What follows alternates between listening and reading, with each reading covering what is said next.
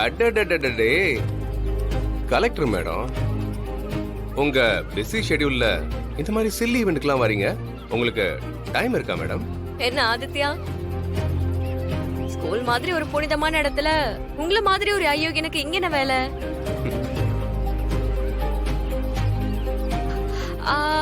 இந்த ஸ்கூல்ல எங்க பாம்பு வைக்கலாம், இல்ல ரவுடிங்களை அனுப்பி யாரை கொல்லலாம்னு பிளான் பண்ணிட்டு இருக்கீங்களா?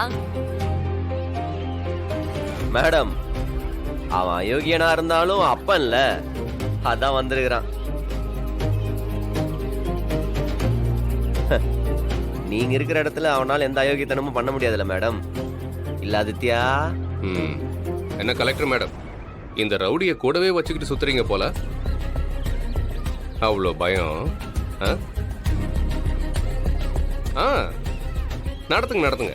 எனக்கும் சோலவா சண்டை போடுறதுல விருப்பம் இல்லை. இந்த மாதிரி சின்ன சின்ன தடை இருந்தாதான் இந்த கேமும் இன்ட்ரெஸ்டிங்கா இருக்கும். மேடம், சொல்ல மறந்துட்டேன்.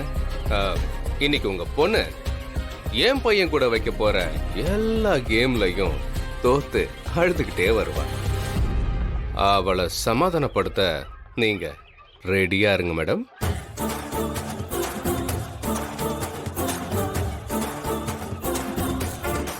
பாய் மிஸ்டர் பாடிகார்ட். முடிஞ்சா ஒரு கேம்லயாவது அந்த குழந்தையை ஜெயிக்க வைக்க ட்ரை பண்ணுங்க. டேய் பட.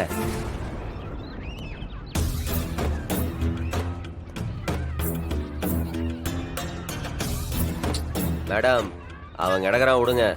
அவன்லாம் ஒரு ஆளா? நம்ம குழந்தைய போய் எப்படி ஜெயிக்க வைக்கிறதுன்னு பாப்போம். நம்ம குழந்தையா?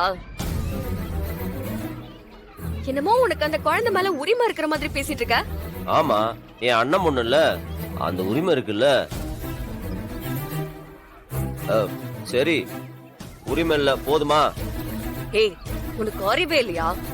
கணிக்கு முடியலன்னு சொல்லி எதுக்கு எனக்கு போன் பண்ணி வர சொன்ன? கொஞ்ச நேரத்துல எப்படி பாத்துட்டு போயிட்டேன் தெரியுமா?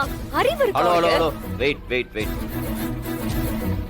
என்ன போய் சொல்ற நிலைமைக்கு தள்ளினது யாரு? நீங்க தானே? நானா? வேற யாரு? நான் என்னடா பண்ண? மேடம், நீங்க பிஸி தான், கலெக்டர் தான், அதெல்லாம் சரி. கணிக்கு நீங்க யாரு? இன்னைக்கு நிலைமைக்கு கனியோட அம்மாவே நீங்க தான். பேரண்ட்ஸ் மீட்டிங் அந்த புள்ள 3 தடவை உங்கள்ட்ட சொல்ல வந்துச்சு. நீங்க காது கொடுத்து கேட்க ரெடியா இல்ல.